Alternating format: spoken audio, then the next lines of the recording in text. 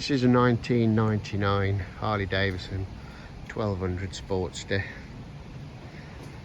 Not a bad bike. It does run, but it cuts out. I think it's got carburetor blockage.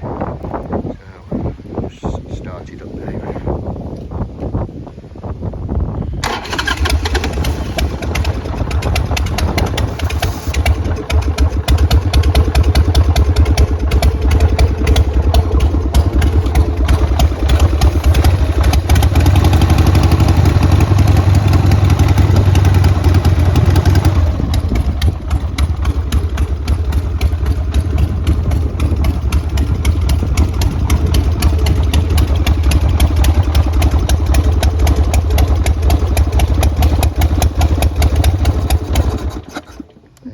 Go to rev it up and it cuts out, revs up on choke.